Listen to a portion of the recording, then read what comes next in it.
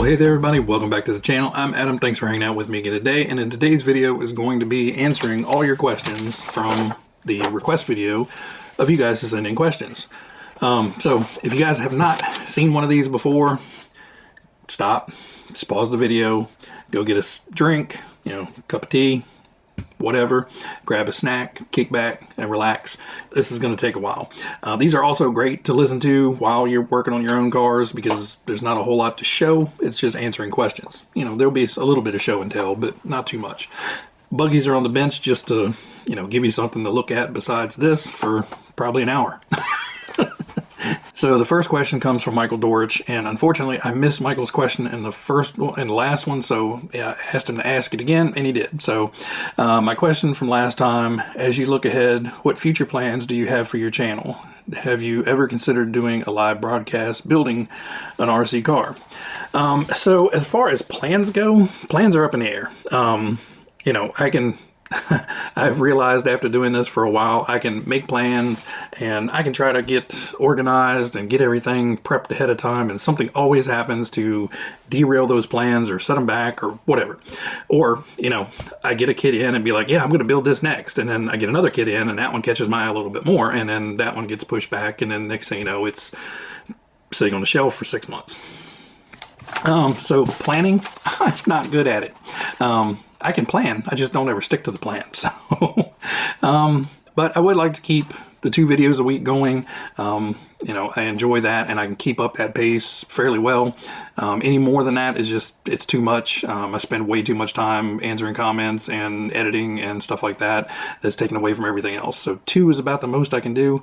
But as far as plans, I'm probably just going to keep doing what I'm doing. Builds, reviews, the reviews don't seem to get as much attention, but, there's still a fair amount of people that watch them, so I'm going to continue doing those. Runs, I can get the run videos in whenever I can. A lot of times it's impromptu, be like, hey, I've got 2 hours free. Let's throw some cars in the back of the truck and take them out to the parking lot and run them around. That's kind of been the recent run videos. And, I'll get 1 or 2 cars built and I'll take them both out to run on the track or something like that. And as far as live broadcasts go, it is very hard for me to do a live just because of my schedule and timing. On the weekends, the early morning is when I have time. So, I'm answering comments, watching videos, stuff like that. So that would be when I would have time to sit down. And as far as doing a live build, I think it's going to take the fun out of it, honestly. I'm not going to be able to focus on the build. I'm not going to really be able to focus on the broadcast. So, I don't know. I've never done a live yet. I don't know whether I'm scared to do a live or I don't feel like I'm prepared to do a live. I don't know. I just have not done a live video. So a live build, that sounds sketchy for me. But I'm not going to rule it out. But it will be a down the road thing for sure. But now that I have the studio down in the basement, I do have much better Wi-Fi down here, so I could probably do some live stuff. But my ADD and focus is terrible, so I'm just going to get wrapped up in the comments and just be sitting there staring at them the whole time. I don't know. So Moon Ticket asks, question dude, if Mickey Rourke is a wild one, Muhammad Ali is a super champ, Elton John was a bigwig, and Mike Tyson is a bruiser, and Kermit the Frog is a comical frog, which RC describes you? I would say the lunchbox. It's fun. It makes you laugh. It's not terribly great at anything, but it's just cool overall.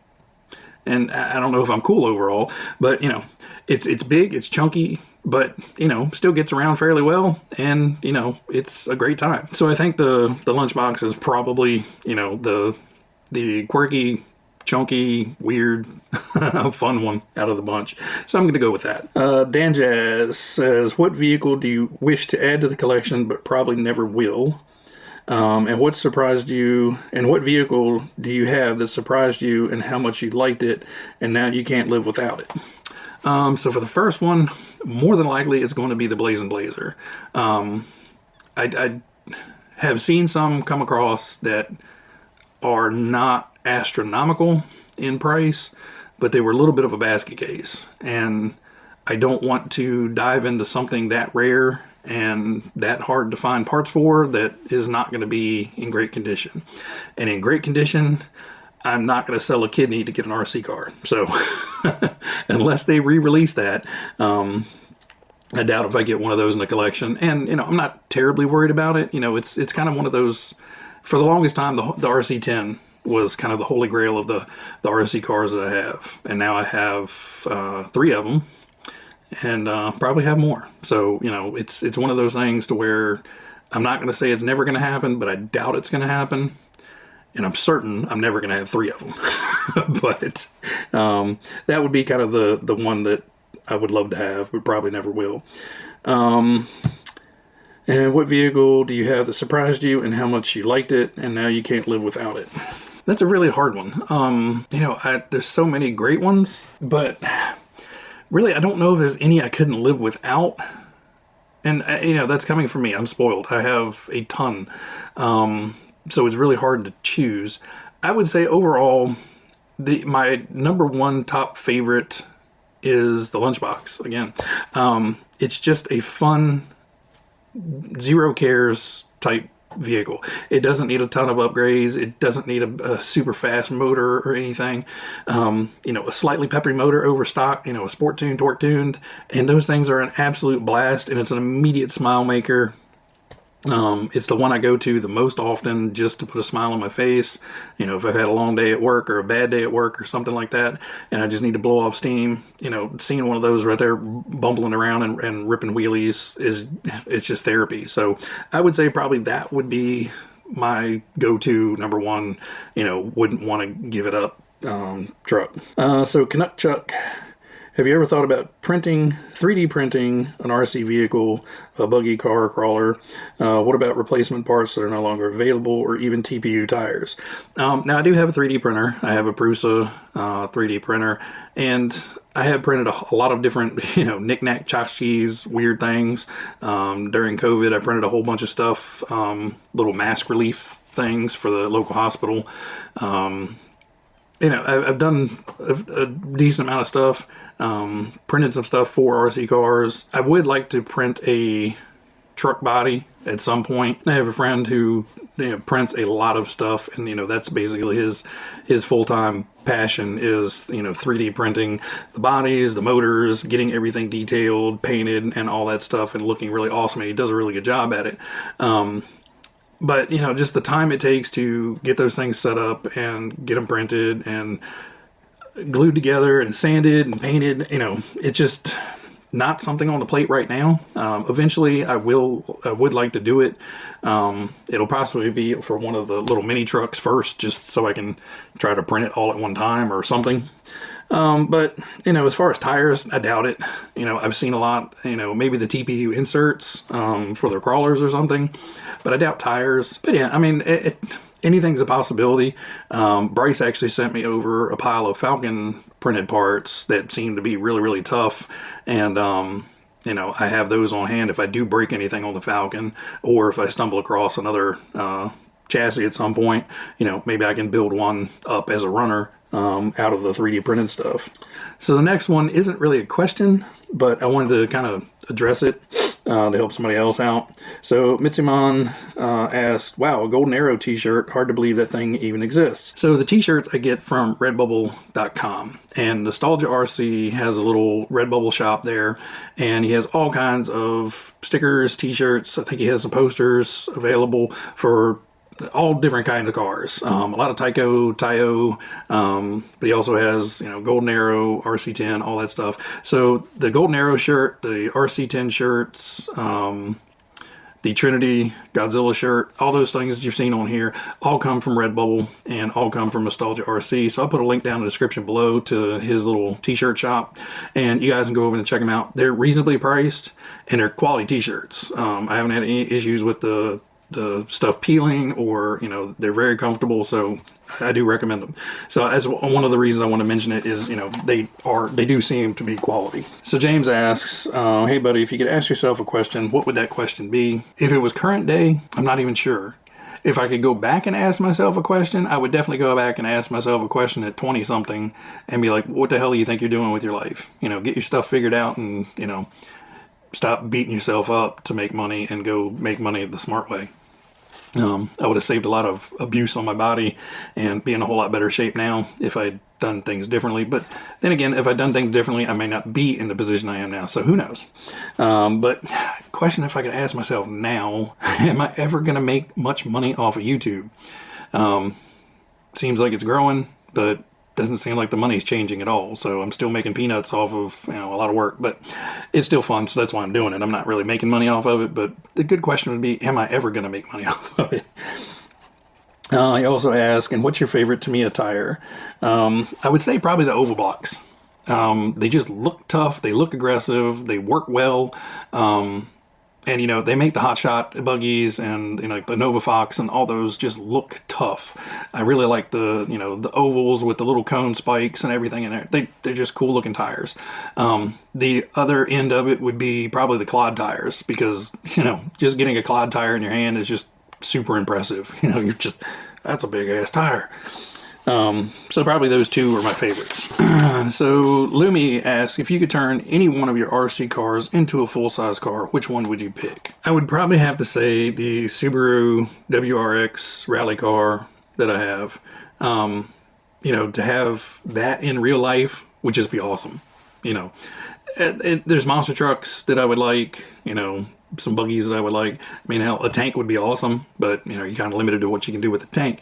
But one of those little rally cars, I mean, man, just to be able to rip that thing down on a dirt road one time would be awesome. So Al at Spare Time RC, if Tamiya came to you and asked which vehicle you wanted, which one would you choose, new or re-release? I would ask them to re-release the Blazing Blazer. There should be nothing there for them to say, no, we're not going to re-release that.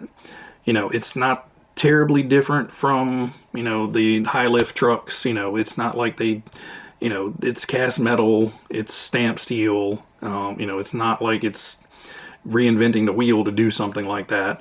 All the other stuff is injection molding. You know, there were not anything that was like a severe break factor on them. You know, the bodies were a little delicate just because of the way they were molded and mounted, but, you know, that's any hard body really.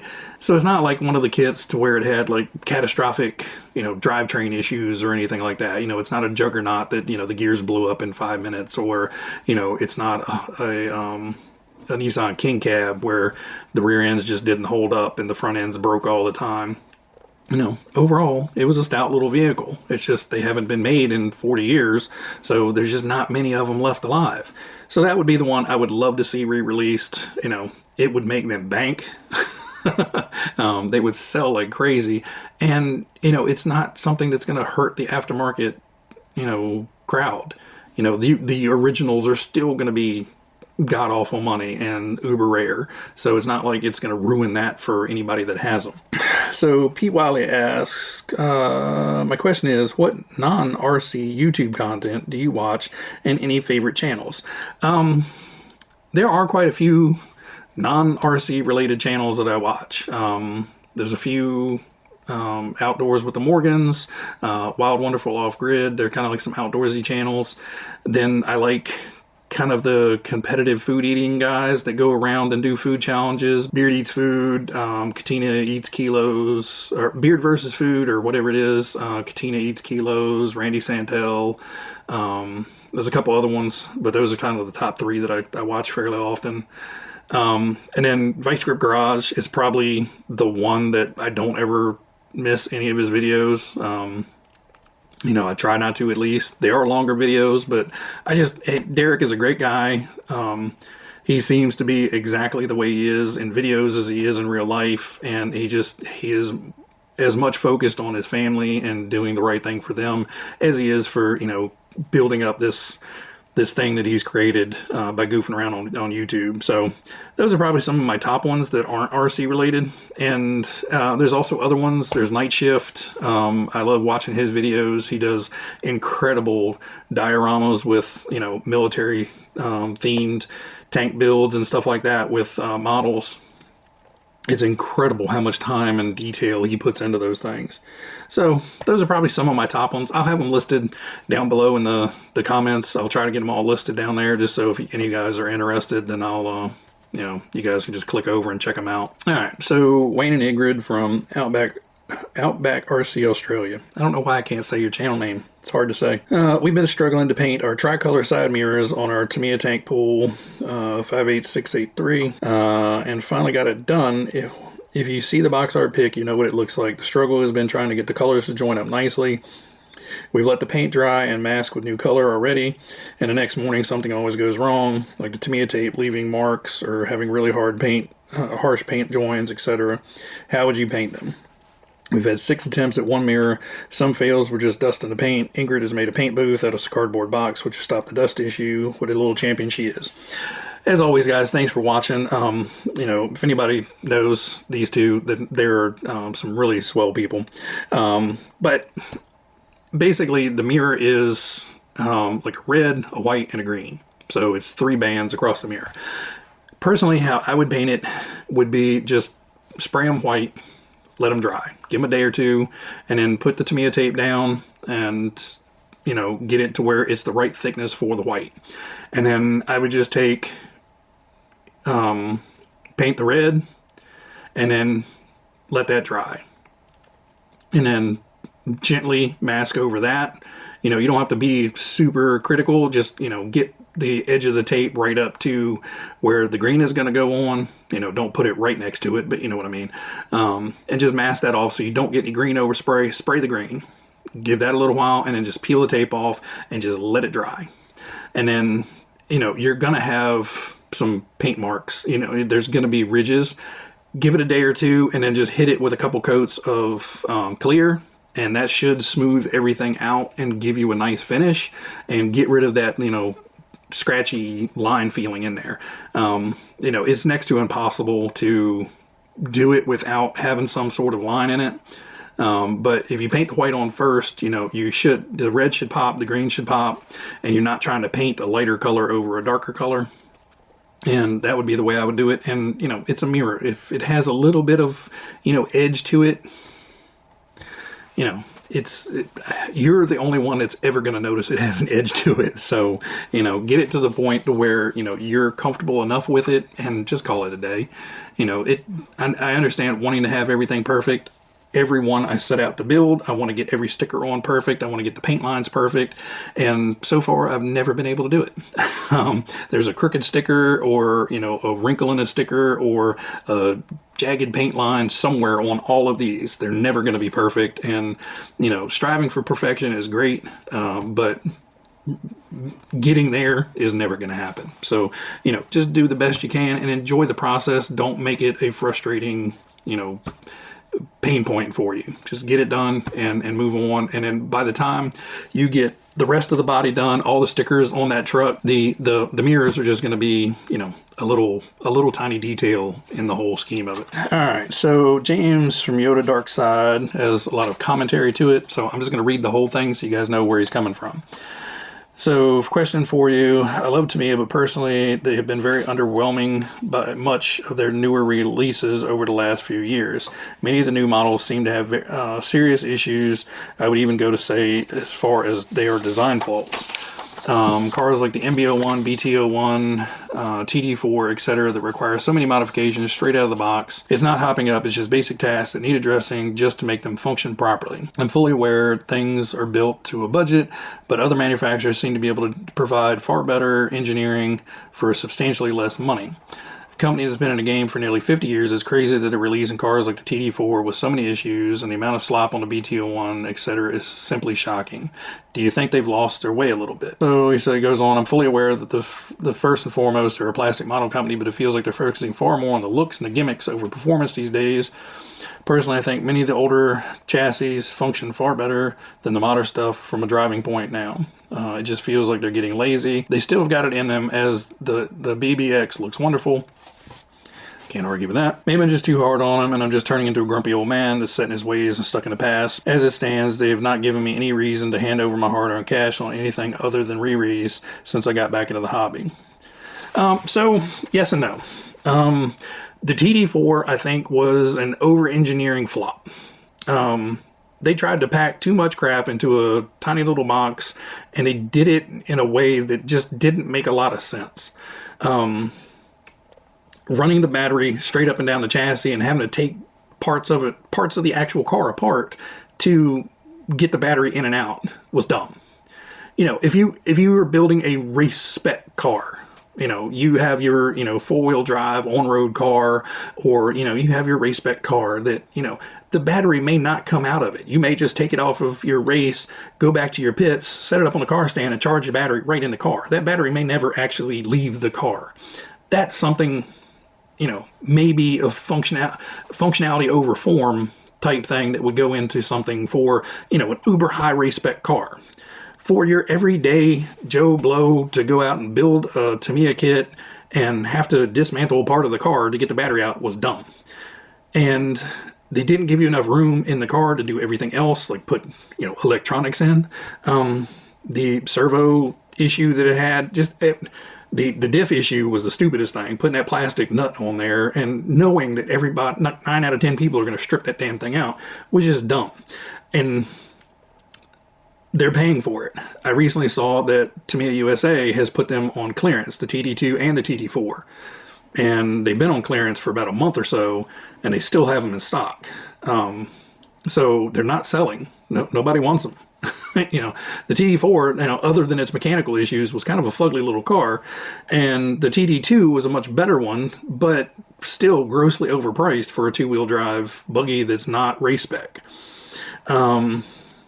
The BBX, on the other hand, there are some oddities with the design choices that they made, but overall it works very well. Getting electronics in can be a fight depending on what your electronics you're starting to put in, but overall it's a good car. It runs great, handles well. You know, I didn't like the ball diff in mine just because I don't like ball diffs, so I bought the gear diff in mine.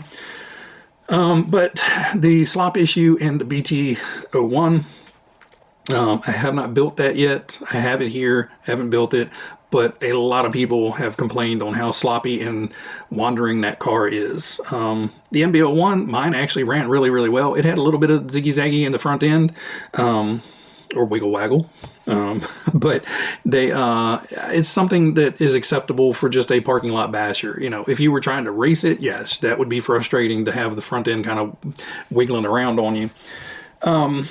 Now, as far as them being lazy, I think the BT01 and the MB01 kind of are them trying to expand on the adjustability of things to, you know, have a one chassis that fits all thing, and I don't like that.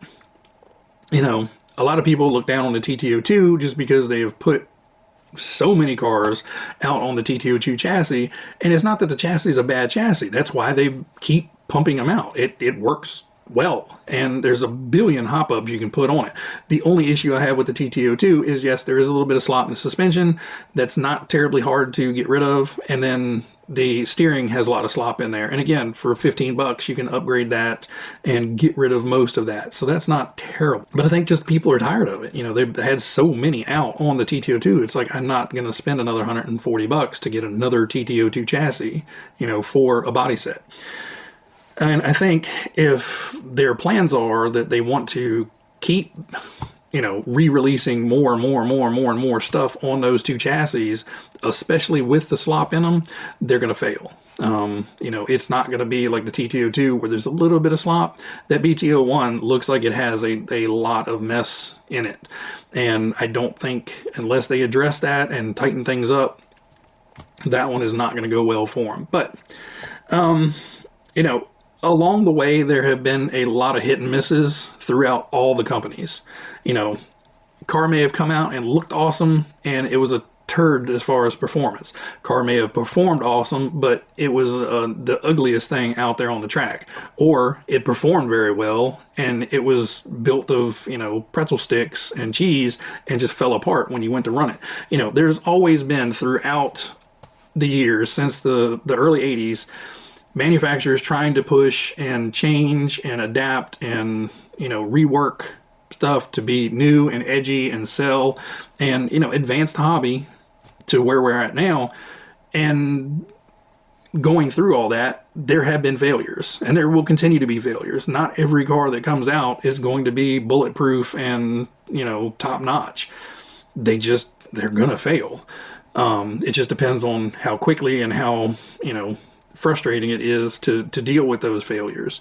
Like the recent release with the squash fan.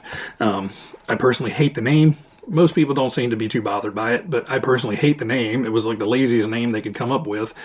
And the truck is a great truck. Looks good. It's well built. But they put bouncy, crappy pogo shocks on there, and it performs like crap on those shocks. You know, so it's still sitting in the corner waiting to get new shocks put on it because I really didn't like the way it drove. It just did not feel good driving it. It was too bouncy, too squishy, too rolly, and it's just because of they cheaped out and didn't put oil shocks on a new kit. And I get it, they're trying to save some money, but you know, something like the Arma Gorgon comes out, it's $170, ready to run, and will run laps around the squash fan. You know, it's kind of hard to justify spending that much money on a squash fan when, you know, the Gorgon just is a much better kit. You know, you can put whatever body you want on a Gorgon and make it whatever truck you want. It's a much more fun, tough, entertaining truck to drive over top of the squash fan right out of the box. Now, obviously, if you put oil-filled shocks on the squash van and, you know, put a better motor in there and all that stuff, then yeah, you'd probably be running close to neck and neck with it. But still, I would not take a squash van to a skate park and run it around jumping on ramps onto the pavement. It's gonna bust something. The Gorgon, I don't think, you know, I've seen hundreds of videos on those getting bashed and thrashed around, and very little is broken on those things. So, you know, you do have a point. There's a lot of other companies that are building much tougher, much faster, much more entertaining vehicles for not a whole lot more money. And Tamiya seems to be kind of stuck in the past of like, you know, we have to keep reusing the same parts trees from this kit to, you know, keep making stuff over here, which, you know, to keep prices down is great, but their prices on their newer stuff doesn't seem to be coming down. I don't know. You know, I'm a Tamiya sucker, so I'm going to keep buying them, I'm sure. So, you know, it is what it is. And sorry for the long rant on that, but, you know, it's kind of my feelings on it. I think we can all be a little too judgmental at some point, you know, because we are spending our hard-earned money on these things. You know, this is $400 sitting in front of me. You know, that's not cheap. And, you know, to have an issue with something with one of these would be frustrating, you know, whether it's just a common breakage issue or something just doesn't work right out of the box. You know, thankfully, both of these work pretty well. But, you know, to replace the diff in here was a real pain in the butt and cost me more money. But, you know, now I am happy with it, so it was worth it. But something like the TD4, where I've got to replace 5 things on it to keep it from throwing dog bones or, you know, to, you know, whatever it is, you know, that I'm not buying. I've even told people if somebody gave me a TD4, it's just going to become a giveaway car. I'm not building it. I'm not doing anything with it. I have zero interest in it. Alright, so Jack Schrader says, thanks Adam, your channel has motivated me to start my Tamiya and Kyosho collection. At 45, I can finally afford it like you. Yeah, that's kind of the reason a lot of us are doing it, because, you know, we finally have big people money and small kid minds still. But yes, it is nice. Like you, I have a large backyard off-road track and plan to keep a scoreboard for fast times. My question is, what is a good affordable brush motor? I'd like to stay brushed for the older RCs, but not the silver can Mabuchi slow type motors. Something like a Torque Tune, Sport Tune, others. The Torque Tune and the Sport Tune are good motors to, you know, get you above the standard silver can motor. There are very few kits that I have silver can motors in. Most of them get a Sport Tune or a Torque Tune. If you keep your eye open, you can usually pick those up in the US for 15 to 20 bucks. So it's not a terribly expensive upgrade, and it does give you a little bit more punch and a little bit more speed over the stock. Now, for inexpensive, good motors that I enjoy, the Holmes Hobby Retro Sport motors are great. They are inexpensive.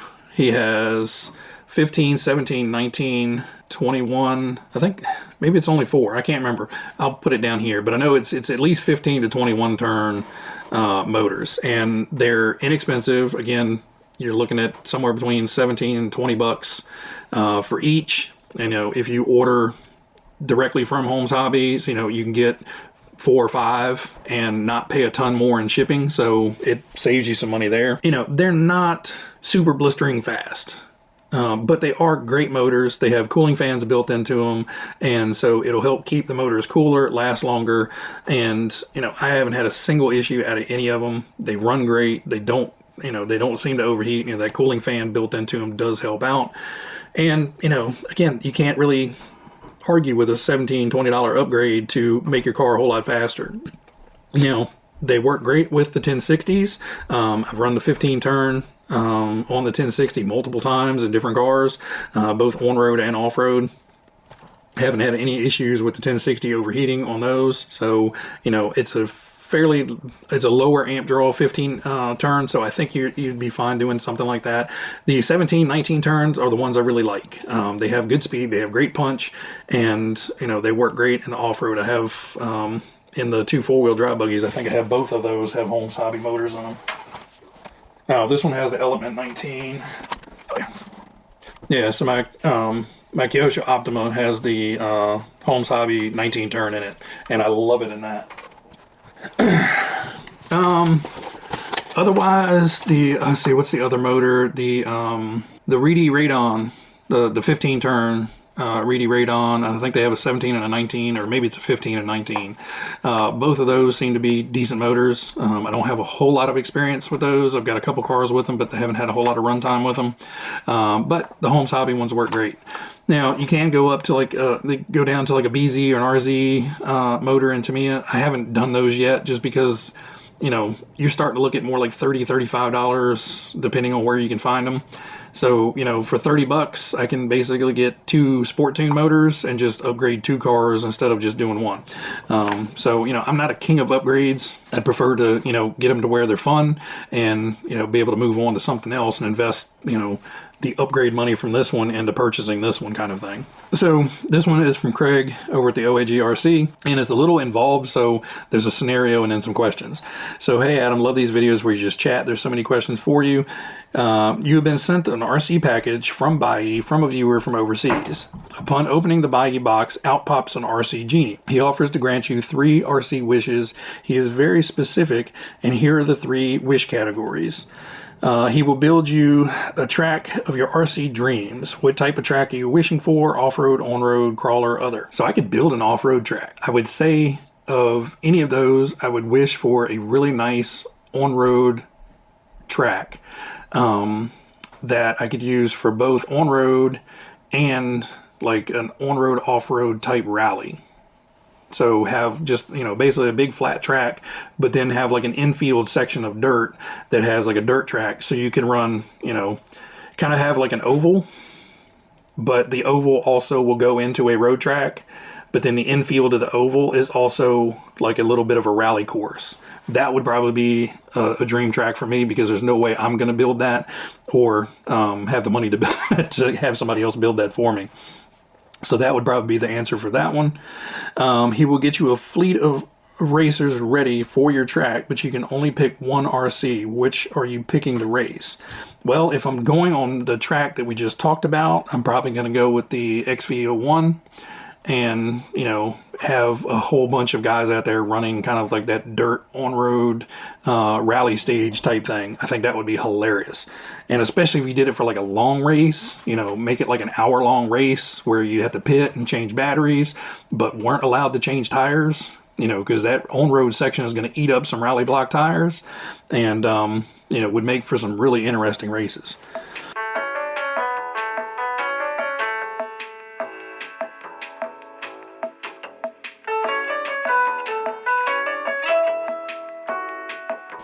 All right, so for that one, I had to pause for a moment and gather my thoughts. But I think there would be 3 different ones. So Brian Kenwald would be one. Growing up and, in my late teens, 20s, he was just crushing it and was just a super great guy. and just had just pure talent. You know, it just, everything he touched, he drove well. Joel Johnson, you know, again, as a kid, was a great driver and was a champion, and, you know, just one of those, you know, pastime heroes. And probably the biggest one, Masami Hirosaki.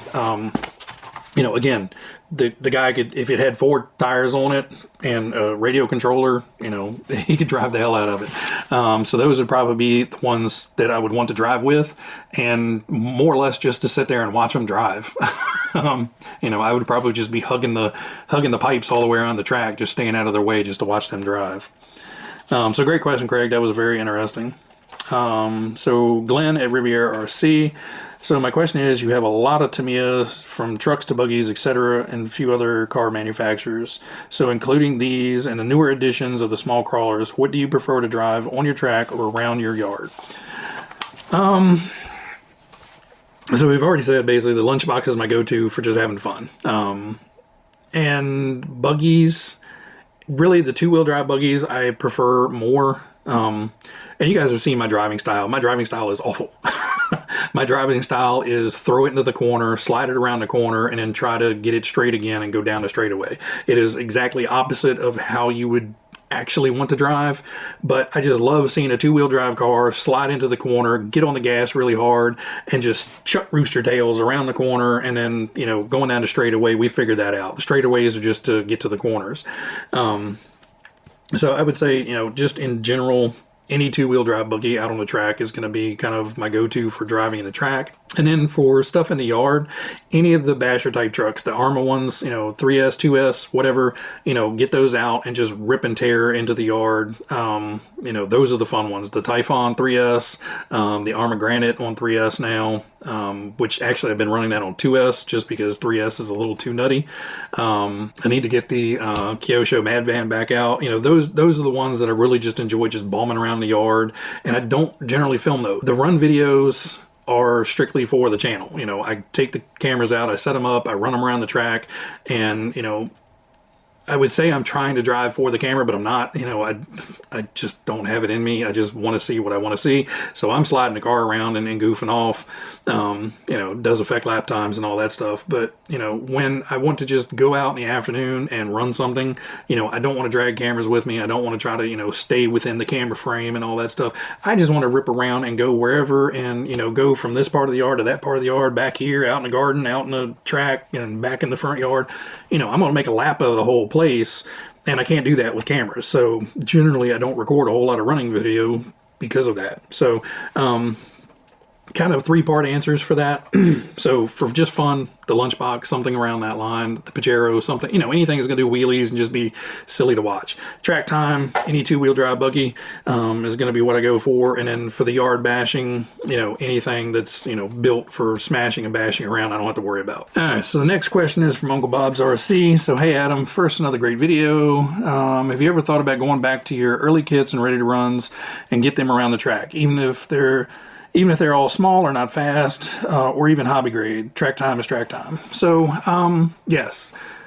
And I guess I probably should have thought about this earlier. So probably later on this year, once we get past spring and I can get the track all cleaned up and get in better shape, the plan is to start trying to get regular run footage of a lot of the cars, because a lot of these cars have been sitting around for a year now and, you know, haven't been back out. There's some out in the garage that have been probably 2 years since they've been back out. So yes, I do want to try to cycle through and go back through and get more running footage. You know, a lot of the early run footage was recorded on crappy old cell phones.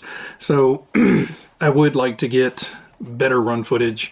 You know, get the GoPros out, catch them sliding through the corners, that type of stuff. So I do hope to do that. I can't make any guarantees, but, you know, that is one of the ideas of this year, is to try to start cycling through some of the older stuff. But, you know, we'll have to see. So Jeremy at Hey Dad, I have a couple social media posts stating that Tamiya is re-releasing the Fast Attack vehicle. Have you heard this? If true, will you be adding one to the collection? I know I'll definitely be getting one. So yes, by now we have definitely had it confirmed that the Fast Attack vehicle is coming back out this year. And yes, I probably will be getting one, because that is one I don't have and it just looks super awesome. Now, it looks like we're getting kind of that camo version coming out. I don't know if they're going to do any of the other bodies along with it. Maybe that's something we'll get one this year and maybe one next year that they just kind of sneak into the mix. Because if you're already producing the kit, you know, it shouldn't be too much different to do it with a different body. I would personally love to have the shark mouth. That one just looks awesome to me. You know, that old fighter jet style just looks cool, but the camo one is great as well. But yes, I probably will be getting one as well. Just depends on when it comes out and how many other things are coming out at that time. You know, it may, you know, be just too much of a numbers crunch to get one, but I'm definitely going to try. So Fortress RC Adventure, why can't I stop buying new RCs? Because I kind of mentioned that earlier. We're all big kids with adult money. And that's kind of the biggest problem. You know, for me, this turned from, you know, something fun to do and, you know, getting one or two, you know, from back when to, you know, God, I really wanted that when I was a kid. Or, man, I remember seeing that in a magazine all the time. I really love looking at that one. And, you know, it's turned into 150, well, actually, I think total we're up to like 170 now or something like that. It's ridiculous. So yes, it is snowballed deeply over here. So I am in it up to here, and I'm enjoying the hell out of it. So, you know, it is nice to be able to get to a point in life to where you can enjoy it. But yeah, we're a bunch of gray old guys, you know, playing with toys that we couldn't get when we were kids, plus some, you know, the new stuff that comes out. So Brad Kalman asks, what hop-ups are you going to get for the BTO1 and MBO1? And is your life going to calm down soon? So for the hop-ups, again, I'm not a big hop-up guy. You know, faster motor, and, you know, I'm going to try to do whatever I can for the slop. So for the BTO1, I do have the steel pivot balls for the suspension to try to get rid of some of that slop. And, you know, I'll just be shimming up the rest of the suspension arms and anything I can to try to get rid of some of the slop. But as far as upgrades go, you know, a little bit faster motor than stock, and that's going to be about it. The MBO1 seemed to drive pretty well with the shocks that's on it, so I doubt if I upgrade those.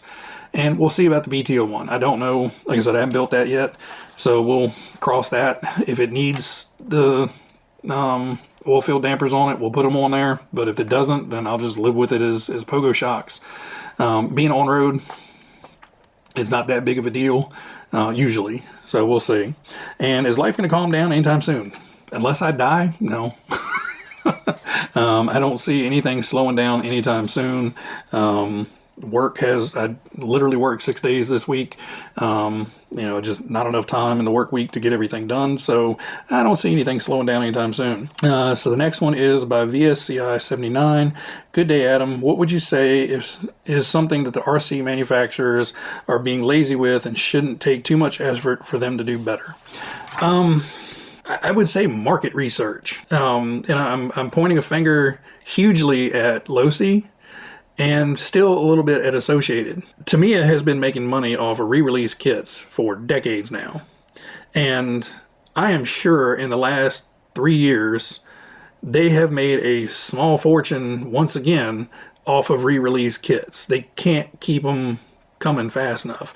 Kyosho has done fairly well trying to keep up, and this year, over the last year, they seem to have, you know, picked up speed. Be like, you know, we're releasing some anniversary kits, but they need to keep coming with more kits. You know, the Raider, the Rocky, all those things where I don't know if they're going to be able to make them or can make them, you know, but some of their lower end kits, if they can make the Pegasus Icarus Cosmo combo again, you know, there's a ton of people that would buy those. There's not a whole lot to them. And it should be a fairly inexpensive car to make, you know, if they can still make that plastic. If they can't make that plastic, don't do them. Whatever magic was in those flexible hinges in that plastic may just not be able to be made anymore, depending on what cancer-causing agents they made that stuff with. But, you know, there's a ton of things that can be made. But Losi is dropping the ball. Stop making those stupid little toy cars. You know, and I'll raise my hand. I bought one. I bought one of the limited edition ones, but it was a spur of the moment thing at the hobby shop. Never ran it. Took it out of the box once, looked at it, stuck it back in the box. It's been on the shelf since.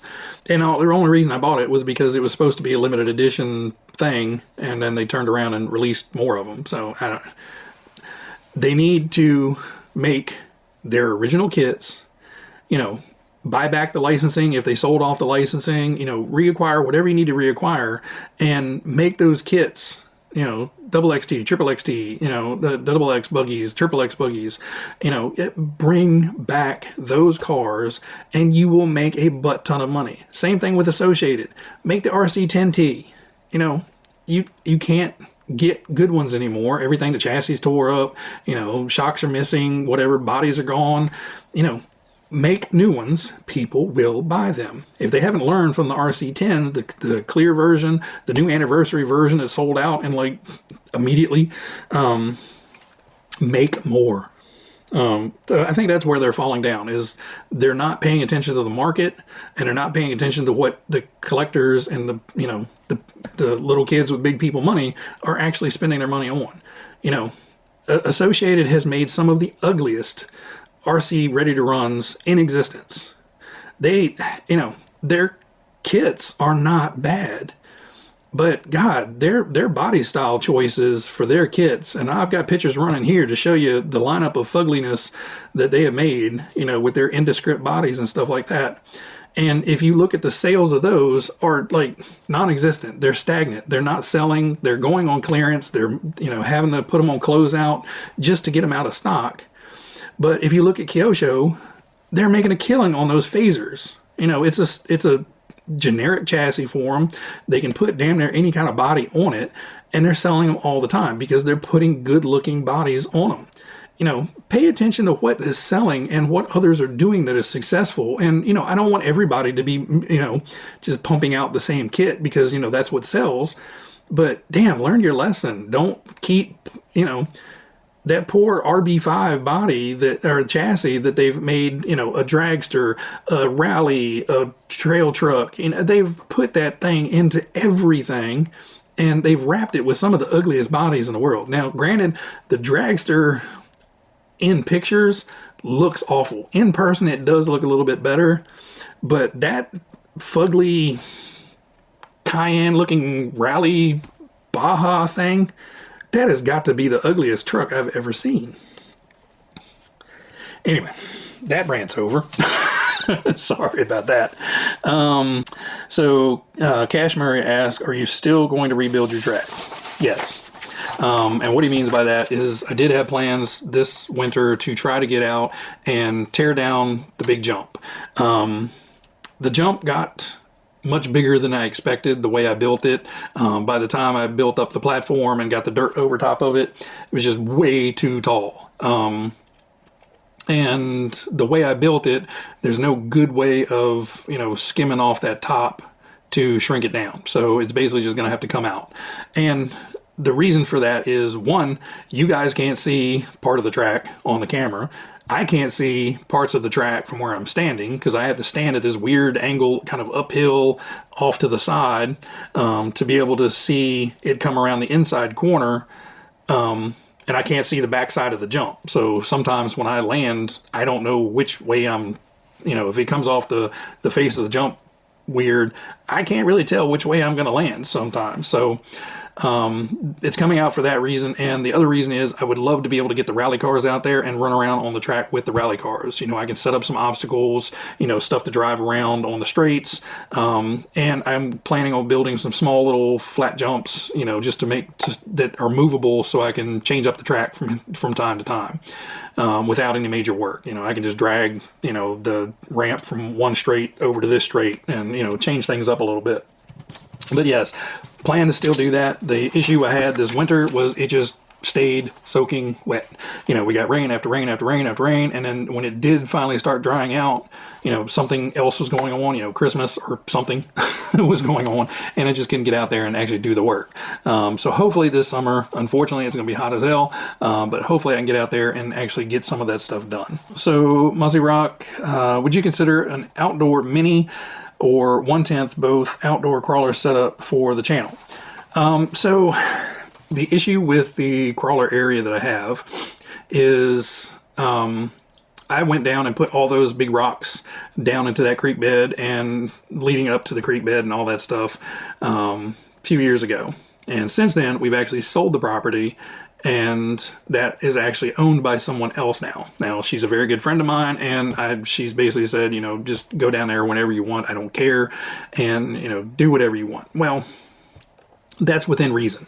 You know, I'm not going to go out there and build up, you know, giant, you know, teeter-totters and stuff like that. I would like to build up another little bridge. I originally had a bridge I just threw together with a bunch of, you know, dead fallen sticks and everything. But I would like to get a bridge that's actually going to stay up for a while. So I would like to get that put in at some point. And, you know, other than that, I doubt if I'm going to do a whole lot. And the mini crawlers do fairly well down in that little low section. I may be able to do a little bit more down there to make it a little bit tougher for them. And then the 110 scale, you know, that's just out on that little riprap, you know, chunky rock stuff that I've got out there. It's not the best for crawling because it's so many little pockets the tires fall into, and, you know, it's not easy on the trucks. But it's what I have. I don't have to drive anywhere for it. I don't have to fight with people on the trail and their dogs and, you know, activists whining because I'm tearing up the environment with my RC car. You know. Yeah, so building onto that, I have to be courteous and careful on how I go about doing all that. My neighbor probably isn't going to give a damn what I put out there and how I go about doing it. She's just that cool. But again, it's not mine, and I have to be, you know, courteous of her property and the view from her property. She doesn't mind looking at the rocks, but I don't know if she wants, you know, a whole little outdoor crawler course sitting down there, and having to explain that when people come over to her house. Oh, that's my crazy neighbor that plays with toy cars. You know, they may have questions for her. So no music RC, and he's serious by that. He doesn't like music in RC. How many extra ESC and motors do you have that aren't in any vehicles? Well, I just kind of restocked everything, so I have stuff on hand for a lot of the kits that I plan on building and anything new coming in. So for receivers, I think I have like 20 new receivers now, 15, 20, somewhere in there. For motors, I have 15 new in-box motors, and they're sport tuned, torque tuned. There's a couple GT tunes. There's some 80-turn motors for the tractor trailers. Yeah, so most of the, and there's some home hobbies, retro sport motors in there as well. For ESCs, I have 7 new ones here. 6 are 1060s, and I think I have one 1080 over there. And then old stuff, you know, I've got 2 or 3 older ESCs. I've got 2 or 3 sets of ESC motor combos that have come out of other stuff. I've got the brushless system out of the Rift. I've got the Castle system that came out of the Speedrun car. I think I've got another one from something else. And then I've got a brushed ESC and speed control combo that came out of the Granite. And then I've got a handful of other old brush motors that really need to be gone through and see which ones run, which ones don't, and which ones need to be rebuilt and which ones can't. So I would say probably 12 or 15 old brush motors at this point that I've been given or have come across or been sent in that aren't in cars currently. So I have quite a few, but a lot of the ESCs and the motors are spoken for kits that are waiting to be built. So Sarge Hitman, hey Adam, it's me. What's the best Tamiya vehicle chassis to upgrade to turn into a speed vehicle, on-road or off-road? But it must be Tamiya. I love the Mustang, was going to buy a real one for the missus, but yeah, yada yada. Basically, it was too big for her to drive over in the UK. So budget-wise, the TT02 is not a bad choice. You know, it's an on-road car. It's going to be pretty good. You have to shim the hell out of it and get rid of all the slop, which isn't terrible. A new steering rack to get rid of that slop. Upgraded drive shaft, because once you start spinning that stock drive shaft real fast, it starts getting warbly.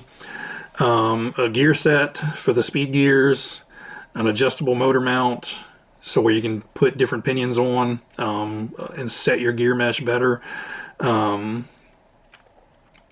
And at that point, it is just up to gearing. The TT02s are geared very, very low. So to get good speed run speeds out of them, you got to gear the hell out of it. You got to put on a really small spur and a really big pinion to get the gears out of it. But you can look back on last year's speed run challenges from all the different challenges or channels. So if you go to Poor Boys RC and look back at his leaderboards from that, you can go check out some of the other channels. But there's a lot of different folks that did a lot of different things. Some people went for just as much motor as they could put into it, and then, you know, I went down the route of putting in a fast motor and cramming as much gearing in there as I could. So, you know, you got to be creative to get any of these things. Tamiya has never made anything with the intention of going fast. Their intentions have been looks and fun. So going fast in these things is not super easy. The other thing is get a 2-wheel drive buggy. Something the DTO2 chassis would be great. You know, slam it down, put some limiters on the shocks, you know, get it down low and just get that little bit of suspension travel, and then put a giganimous brushless motor on there and the biggest pinion you can cram into it, and just have fun with it. But again, they're not going to be super fast. You know, to do speed run stuff, you really need to be doing it on, you know, more modern platforms. But I would say the TTO2 and probably the DTO2 would be two decent ones to try out. The DTO3s as well, you know, that's kind of a real sleek torpedo body. So that may actually cut through the air a little bit better than something like a big flat buggy would. And again, they're not expensive, and the gear train in them is pretty tough. I would say on those, you would probably want to upgrade the rear to steel dog bones instead of the plastic ones it comes with. The DTO2, like the Sand Viper here, you know, it's pretty much set up to be fully adjustable. So, you know, it already has the adjustable turnbuckles, the adjustable steering, the steel dog bones in there. So if you're able to get something like this to where you don't have to put a whole lot of upgrades in there, just throw a nasty brushless motor in there and a 2S pack, maybe even 3S if you can cram it in there. You have to get creative with the battery strap, but, you know, you could do it. But I would say TTO2 is probably your best bet to not have to break the bank and, you know, be reasonably easy to do. Just a lot of motor and a lot of gearing. Hugh Boughton? I don't know. I'll put his username up here. Why do you always apologize whenever you mention buying a can of Traxxas paint? How did they get on your blacklist? So I have had Traxxas vehicles for a very long time. The oldest car in my personal history is my Traxxas Stampede, and I've had that for 20 plus years now, probably 22 years, something like that. It's been a long time. But I am not a fan of Traxxas for a few reasons. One is they have, and you know, it's odd for me to say coming from being a Tamiya fanboy, but they will ride a kit to death. And to be fair, their kits are good, so they've been able to stand up to the test of time. But, you know, the Rustler, the Stampede, the Bandit, you know, they have beaten them things to death. They just rebrand them every 5-10 years, put a new body set on them, you know, add lights to them, and, you know, oh, it's the all-new Rustler, VXL, blah, blah, blah. And it's the same damn thing, you know, which, you know, it has its pros and its cons. They're still hawking the same crap over and over and over again for the last 25 years, but, you know, there is a ton of part support for them. The biggest problem I have with Traxxas is their extremely bullyish ways they went after a bunch of other companies for using their name or their likeness and their selling of their aftermarket parts for their kits. Dude, everybody makes aftermarket parts. You know, an aftermarket parts company is going to make aftermarket parts for all different kind of cars.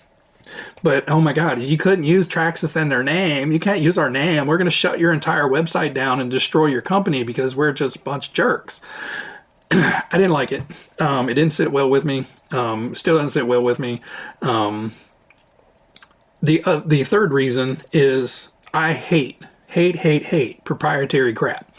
Their battery systems and their chargers and all this stuff, I hate them. I refuse to, you know, I bought the TRX 4M. I've run it like twice. The battery is sitting around here somewhere puffed up because I can't check the charge in it. I don't know whether I ran the battery, you know, down far enough to leave it alone. You know, it's not a smart battery. It doesn't self-discharge. The charger doesn't discharge it. So if I don't run the battery fully out, you know, it's sitting there overcharged and I can't do anything about it because I can't hook it up to my regular charger and discharge it down to a safe charge level. So until I change the battery out on that, it's going to sit on the shelf because I hate it. And I have to destroy that battery now because it's all puffed up and I don't trust it. It's one of the issues I have with this smart battery from Arma for their little Typhon, which we'll cover that in a video coming up soon because I fixed that. But that's kind of one of the reasons I don't like anybody being a jackass in the way they handle their business. You know, there are good ways and bad ways of handling your business, and they have become the most sue-happy, legalistic bullies of the RC industry, and I don't like the way they handle themselves there. I don't like their proprietary battery, and I'm not a fan of them anymore. I haven't bought one of their vehicles in a very long time. The TRX-4M was the last one I bought, and I just got overexcited about when I saw them, and I'm kind of regretting buying that truck now. But you know, it is what it is. So I have kind of sworn off Traxxas. So anytime I apologize for mentioning them on the channel, it's because basically I said at one point I would never give them any more publicity on my channel at all. Wasn't even going to mention their name. But unfortunately, they put out a really, really good line of paint, and I use it begrudgingly because I don't want to give them any more money, but it does work really, really well, and it dries super fast, so it makes my life easier. So that's the reason I apologize when I mention Traxxas on there, because I have sworn them off. You know, that's kind of the reason why I don't like mentioning them on the channel and why they're on my blacklist. So Mark Connor asks, what's your opinion on the standard Tamiya battery ESC connectors? I've been using them for years and never had a problem with them, but recently I've been having issues with the contacts and the male-in plug side opening up and causing contact problems in their new ESCs chargers. Is it just poor quality or me? Considering swapping to Deans. So in most of my cars, for the Tamiya ones, I run the Tamiya plugs. And for most of them, I run just nickel metal hydride. These are my go-to batteries. The Z 3600 milliamp batteries, you know, I get 25 minutes of runtime out of these usually on most of my cars, sometimes up to 30 depending on what I'm running them in. They're great batteries and they fit in there perfect. I don't have fitment issues like you do with the lipos, and I really don't have problems with the plugs. Now I have had some cheap ESCs or cheap batteries in the past that the plugs on them just sucked. Thankfully the 1060 plugs seem to be good quality. The Z battery plugs seem to be good quality, so I haven't had any problems with them mating up. I do have an awful lot of cars with Dean plugs in them as well, and that's kind of my go-to outside of Tamiyas. So if I have to put a plug on something, I'm probably putting a Dean plug on there. And I actually do have some of these batteries with the Dean's plugs on them as well that I can run in there. And a lot of my lipos have the Dean's plugs on them. Now, I don't run stupid crazy power through any of my cars. 3S is the biggest I go. The 3S is either I have Dean's plugs or the XT60s on there. Just depending on the kit, and those work fine. Now, a lot of people complain, be like, oh, I've had Dean's plug get hot. Well, if you're trying to push 200 amps to a Dean's plug, yes, you're going to get it hot. But if you're not trying to push, you know, some super hot 3S pack through, you know, an overgeared truck where you're pulling the max amount of amps you can out of it, you know, if you're pushing 120 amps, you know, obviously you're probably doing it wrong, and you need to put on some sort of mega high, you know, amperage plug. But I have never had a Dean's plug get hot on me. 3S, 2S, you know, by the time the plug is getting hot, the battery wires are going to be getting hot on either side. Either the ESC wires are going to be getting hot or your battery wires are going to be getting hot. And at that point, you're just running the wrong setup. You're pushing things way too hard and you're just liable to catch something on fire. For the most part, Deans are not bad. If you were planning on trying to swap over completely and go to something else, I would probably suggest go to XT60s, just because they are a little bit easier to solder. On the back of the XT60 plugs, you basically have two solder bays, and they have like little half moon shaped things. So you basically tin your wire, tin the solder cup, and then just place the wire in there, put a little bit more heat, a little bit more solder on there. You got a great connection. The Deans are a little bit more tricky. You basically have one going this way, one going this way, and depending on, you know, how good you are at soldering, you know, you're going to get too close here, or you're going to get too close here, or too close here, and then the little connector on the plug doesn't want to go on. So if you are planning on swapping over and you're going to swap over everything, probably say go to XT60s just because they are a little bit easier to solder. They're impossible to plug in the wrong way. It seems to be kind of the new go-to standard. Basically, originally everything was Tamiya plug. You know, that Molex connector was on everything.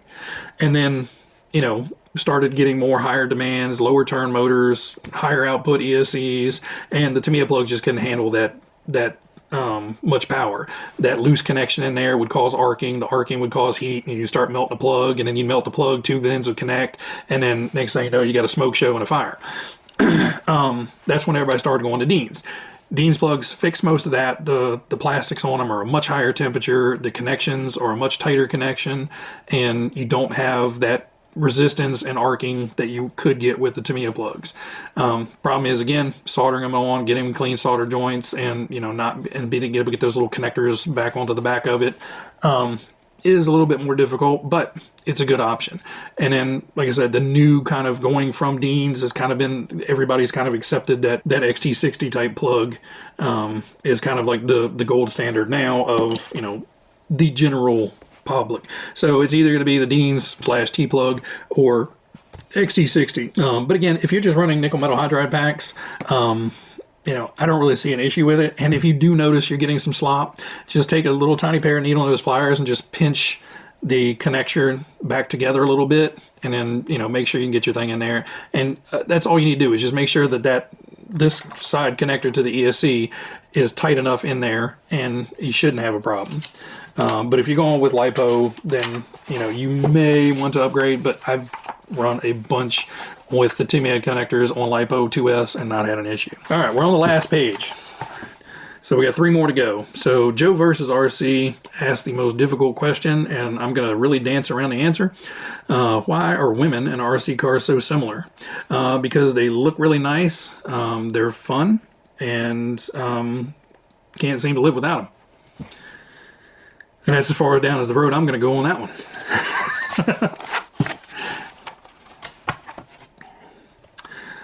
So Joe versus RC asked probably one of the most controversial questions on here, and I'm really going to dance around the answer. Why are women in RC cars so similar? So they are a joy to have, they are attractive, and something that I think most of us enjoy. And that's as far down as the road I'm going to go on that one. There's about 38 other smart ass answers I could give, but I'm not going to. So another one from Wayne and Ingrid at Outback RC Australia. Hi Adam, what software and camera do you use to create your videos? And thanks for all your continuous hard work in creating your videos for everyone. So cameras, I have the Sony ZV-1 is what I'm talking into now. And I have a Rode shotgun mic on that, so it's picking up my voice and a little bit less of the background noise from upstairs. For the outside run videos, I have switched over to the GoPros. I have the 11 Blacks. I have 2 of those now. Basically just to not have to set up a GoPro and then set up a GoPro and then set up a GoPro. I can set up 2 here and then, you know, be able to do one thing, do it all in one shot kind of thing. I started out on cell phones, so I was using my personal cell phone, you know, a more up-to-date decent cell phone to mount to the tripod and talk to it. Yeah, so this is one of the original GoPros. This is a very old Samsung Galaxy S4 that has not been killed by a car yet. So that's what I started with, but currently using the GoPros and the Sony Cam. In editing software, I use DaVinci Resolve, their free version. One of these days I will upgrade to the pro version. You know, it's the paid version. It opens up a whole lot more editing features, but I'm still pretty stupid to the editing and you know, kind of stick with the same basics through most of the videos. I really need to try a little bit harder and get a little bit more fancy with the editing, but you know, with everything else going on, there just hasn't been time to dive into that. But eventually I probably will upgrade to the better version to be able to do a whole lot more fancy editing. But that's what I'm using currently. So Peter Edwards sent one via email, so he has 2 different questions. Do you have a tip for unclipping super tight ball joint ends without damaging the plastic cups? I know some people say use long nose pliers, but I find the teeth on the pliers can chew up the plastics. So yes, these are a pair of round they're almost like needle nose pliers, but the jaws of them are completely conical. So there are no teeth, there is no thing on there. They're like little jewelry pliers. So if you go down to a local craft store that has jewelry making stuff, they will have these in there, and they'll have probably a little set of nippers and these and some flat jaw pliers and other stuff. Usually very, very cheap, $7-8 usually for a small set. These work very good because they almost act like little levers, so you can press, since they're tapered and they're smooth, you just press it all the way up in there as tight as it is, and then just gently press on this, and it will just kind of pop that little ball cup right off the ball stud. So I found these work very, very well, and since they're completely smooth, you're not going to tear up the plastic on the ball cups, and you know, it just basically get it in there and squeeze it just a little bit. It puts enough upwards and downwards pressure on the arm and the ball cup that it'll just pop right up. And then the other question is, have you fixed up the Cougar? Have you fixed up the Schumacher Cougar yet? No. It is still sitting in a box of shame over there on the shelf, and one of these days I will go ahead and place an order and get the parts needed to fix that. Basically, I'm just going to put in the Pro transmission in there and get rid of all the Cougar transmission crap. I just honestly haven't felt like spending the money and ordering it from overseas because nobody in the US seems to ever have them in stock. It seems like A-Main has stopped carrying the Cougar and parts for the Cougar. They're only carrying some of the race car parts now. So eventually I will do it, or I'm just going to end up selling it, one of the two. I don't know. It kind of falls into that Tamiya TD4 category where I have seen dozens and dozens and dozens and dozens and dozens of videos of those guys, of that car failing in a very similar fashion, and I just feel is a design flaw and a feature flaw of the car itself, and it shouldn't have been put out like that. It should have been upgraded. It should have never had that little plastic idler gear in there that can get stripped out. It should have had a metal idler gear from the start. And a better way to keep that thing retained to where it's not going to chew itself to bits. But until it either gets sold or gets parts for it, that's where it's going to sit. All right, and the last question, and I almost missed this one, but I saw something sitting on the table that reminded me that I didn't answer that question. So Roland asked, I hope you're still taking questions. Sorry I was so late. Don't worry about it. I give you guys at least a week to get questions in on these, so glad you got it in on time. Wondering what color you use for your RC10. I just ordered the anniversary edition and like the color of yours. So the color is Tamiya PS19 Camel Yellow. It is the closest thing I've seen to the actual box art of the RC10, and what I do with mine is I put 2 or 3 coats of the camel yellow on there till we get a nice even coverage with the camel yellow, and then I back it in white. And then once it's backed in white, I will go ahead and back it in black.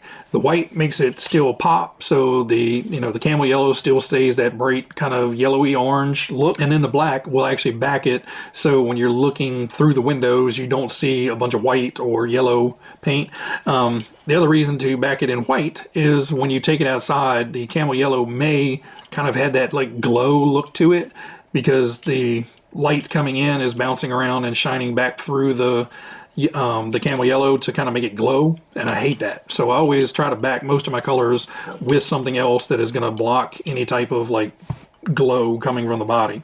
And that is it. We are out of questions, and my voice is about shot, and that's going to be a long video. So I'm going to get upstairs and get to editing and piece all this stuff up together so it's a little bit quicker for you guys to watch back. And another question I get asked a lot, do I speed up my videos? And yes, in the talking parts, I do speed up the video a little bit. It's about a 10% up boost to make it go a little bit faster because, you know, I talk a lot. And the majority of the folks never mention anything, but occasionally I will get some people be like, it sounds like, you know, your voice is like wavering and it doesn't sound right, you know, do you speed up your videos? And I think all it is just sometimes on some devices, on some playback, that sped up video doesn't sync perfectly and it just makes it sound a little weird. But let me know if down in the comments, you know, this whole video was sped up by 10%. Does everybody seem to think it sounds fine? You know, if everybody starts coming back and saying, you know, it sounds a little weird, you know, it does sound a little wavery, then, you know, maybe I will cut that 10% out and you guys will just have to listen to me talk a little slower. Hopefully I can leave it at 10% because I can't stand slow people talking. But anyway, everybody out there, you guys be happy, be healthy, be safe. Thanks so much for all the great questions. I enjoy these things a lot. We'll do another one here in another couple months. And until then, again, everybody be happy, be healthy, be safe, and I will catch you on the next one. See you guys.